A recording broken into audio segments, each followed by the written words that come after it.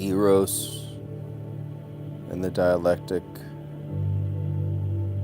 from the neurotic word to the erotic cosmos, the return of the body to the world, and the world to the word.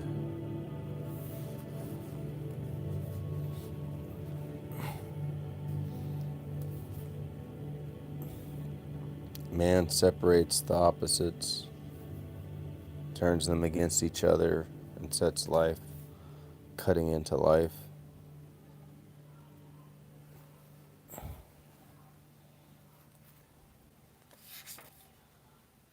Eros and Thanatos are not enemies. They are the two lungs of life. Desire breathes between instinct to join and instinct to dissolve. Love longs for union. Death grants it. The dialectic is the dance of opposites, learning to embrace without annihilation. The erotic cosmos is born where tension does not destroy but creates.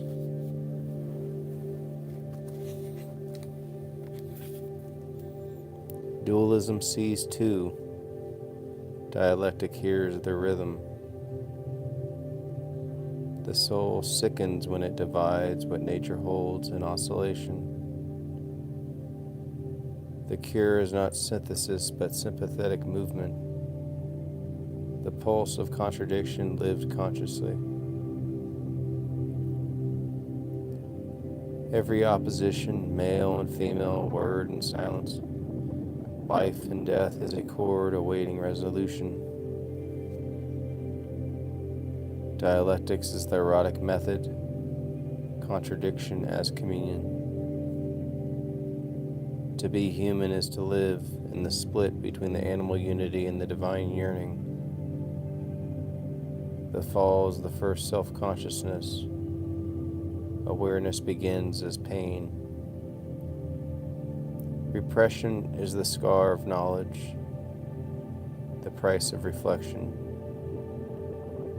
But in the wound lives memory, in neurosis the promise of reconciliation. Healing is anamnesis, the rediscovery of lost unity through the wound that recalls it. The ego, that fragile bridge, carries the traffic of love and death. Its task is not domination but harmonization, to weave life's ambivalence into meaning.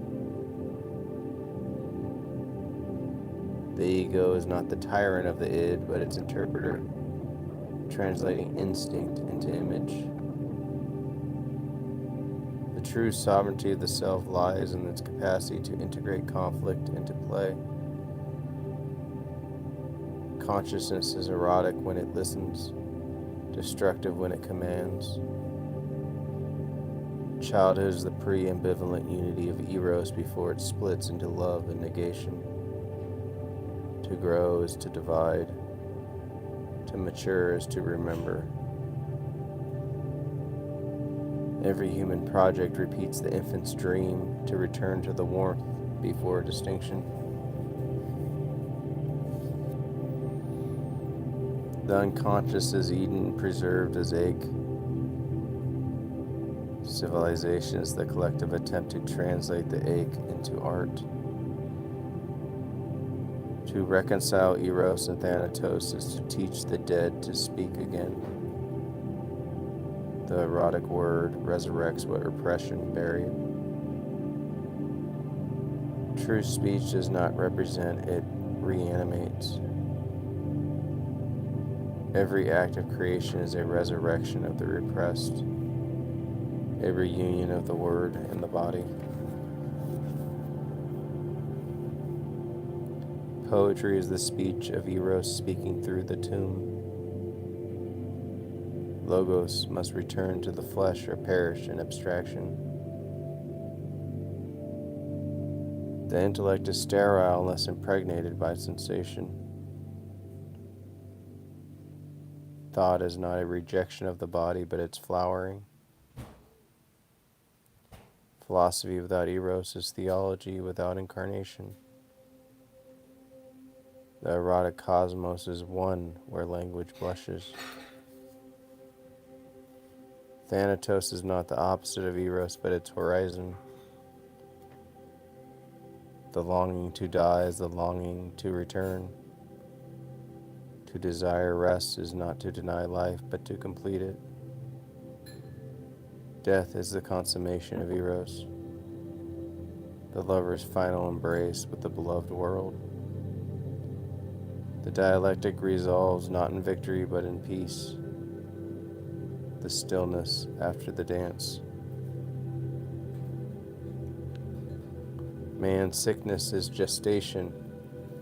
He suffers because he is not yet born. The neurosis of civilization is the labor pain of the species giving birth to itself. The cure is not regression but fulfillment. The second birth into consciousness reconciled with the body. Therapy is midwifery. The analyst is a modern Socrates of eros. The patient must learn to speak the sensual language again. The universe is a conversation between lovers, the infinite dialogue of attraction and dissolution. Every atom is erotic. It longs to unite, to transform, to become other. Stars are the orgasms of matter, galaxies its slow respirations. The human word is the echo of the cosmic sigh. To speak erotically is to participate in the metaphysics of hope. To love what dies and to die into love.